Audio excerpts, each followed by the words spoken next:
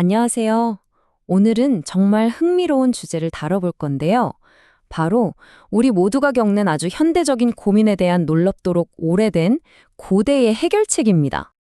혹시 내 마음인데도 내 마음대로 안 된다, 이런 생각 해보신 적 있으세요? 머릿속에서 막 제멋대로 떠다니는 생각들, 떨쳐내려고 애를 써도 끈질기게 떠오르는 그런 걱정들 때문에 힘주셨던 경험? 다들 있으실 거예요. 사실 이건 우리 모두가 겪는 아주 보편적인 경험이거든요. 놀랍게도 말이죠. 그 해답의 실마리가 무려 2500년 전의 문헌, 바로 위타카 산타나 숫다에 담겨 있습니다. 이게 그냥 어려운 종교 경전이라고 생각하실 수도 있는데 전혀 아니고요. 오히려 마음을 다루는 아주 실용적인, 뭐랄까, 사용 설명서에 가깝다고 보시면 돼요. 이 설명서가 해결하려는 핵심 문제가 뭐냐면 바로 해롭고 서툰 생각들이에요. 이걸 좀 현대적인 용어로 풀어보자면 우리의 어떤 탐욕이나 분노 혹은 어리석음 같은 감정과 딱 연결돼서 결국 우리 자신에게 스트레스와 고통만 안겨주는 모든 종류의 부정적인 사고 패턴을 말하는 거죠. 자, 그럼 본격적으로 한번 들어가 볼까요? 이 고대의 도구 상자 안에는요, 총 5가지 기법이 딱 들어 있습니다. 이게 아주 체계적인데 가장 부드러운 첫 번째 방법부터 시작해서 그게 안 통하면 점차 강도를 높여가는 방식이에요. 첫 번째 기법, 바로 대체하기입니다. 이건 말 그대로 원치 않는 생각을 더 괜찮은 생각으로 적극적으로 바꿔치기 하는 가장 부드러운 첫 단계라고 할 수 있어요. 원리는 생각보다 아주 간단합니다. 우리 마음이 동시에 서로 완전히 반대되는 생각을 품을 수는 없다는 점을 이용하는 거예요. 예를 들어서 누군가 때문에 막 화가 치밀어 오를 때 의식적으로 그 사람에게 친절을 베푸는 상상을 하거나 아니면 아예 지금 당장 집중해야 할 다른 일에 대한 생각으로 머릿속을 채워버리는 거죠. 이 고대 문헌에서는 이 과정을 정말 기가 막힌 비유로 설명하는데요. 마치 숙련된 목수가 이미 박혀있는 굵은 못을 빼내려고 더 가늘고 정교한 못으로 반대편에서 탁 쳐서 빼내는 것과 같다는 거예요. 그러니까 더 능숙하고 좋은 생각으로 거칠고 해로운 생각을 밀어내버리는 거죠. 이미지가 확 그려지지 않나요? 자, 그런데 만약에 이 대체하기 방법이 잘 안 먹힐 때도 있겠죠? 그럴 땐 이제 두 번째 기법으로 넘어갑니다. 이번에는 피하는 게 아니라 그 생각과 정면으로 딱 마주해서 그것의 단점이 뭔지 아주 냉정하게 뜯어보는 거예요. 여기서 핵심은 그 생각을 그냥 분석해버리는 겁니다. 아, 이 생각 진짜 서투르다. 이런 생각은 사실 비난받아 마땅한 거야.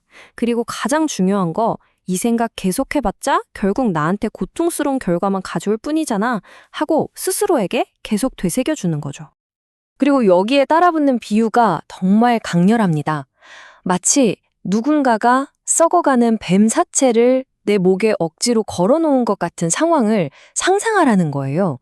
그럼 어떻겠어요? 끔찍한 굴욕감, 공포, 혐오감이 들겠죠? 바로 그 감정을 그 나쁜 생각 자체에 대해서 느끼도록 만드는 겁니다. 아예 그 생각에 정이 뚝 떨어지게 만드는 거죠. 그리고 이 기법이 제대로 먹히면 그 해롭던 생각은 사라지고 마음은 안으로 딱 자리를 잡으면서 고요하게 가라앉게 됩니다. 어때요? 각 단계가 성공했을 때 어떤 결과가 오는지 딱딱 짚어주면서 진행되는 이 리듬감이 느껴지시죠? 자, 그런데 그 생각의 단점을 따져보는 것마저 실패했다? 그럼 세 번째 전략으로 넘어갑니다. 이번엔 접근법이 완전히 정반대예요. 그냥 모든 관심을 꺼버리는 겁니다. 이건 한마디로 의식적인 무시 전략이에요. 그 생각에 일절 관여하지도 않고, 그걸 붙잡고 즐기지도 않고, 그 생각이 이끄는 대로 따라가지도 않는 거죠. 마치 보고 싶지 않은 게 눈앞에 나타났을 때 그냥 눈을 질끈 감아버리거나 고개를 휙 돌려버리는 것처럼요. 바로 이 비유처럼 정말 단순하고 직관적인 방법이죠. 생각에 관심이라는 먹이를 주지 않는 거예요. 그러면 마치 물을 주지 않은 식물처럼 그 생각은 결국 스스로 힘을 잃고 스르르 사라지게 되는 원리입니다. 그런데도 정말 끈질기게 생각이 사라지지 않는다면 어떡할까요?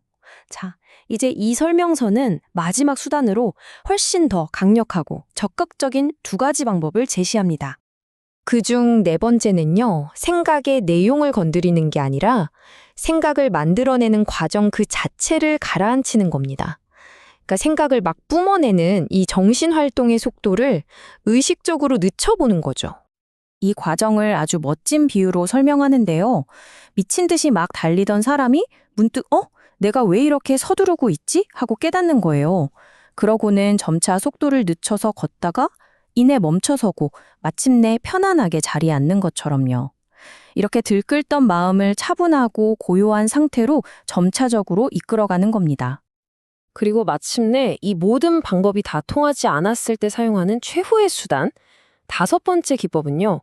순수한 의지력의 힘으로 생각을 그냥 찍어 누르는 겁니다. 여기서는 아주 구체적이고 심지어 신체적인 지침까지 나옵니다. 이를 악물고 혀를 입천장에 꽉 붙인 채 마음으로 마음을 제압하고 억누르고 굴복시켜야 한다고요.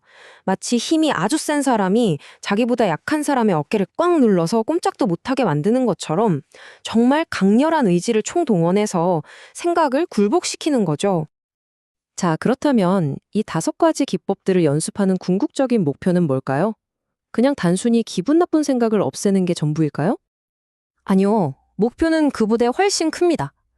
단순히 나쁜 생각을 멈추는 걸 넘어서서 내 정신이라는 이 세계 전체에 대한 통제권을 얻는 것. 바로 그거죠.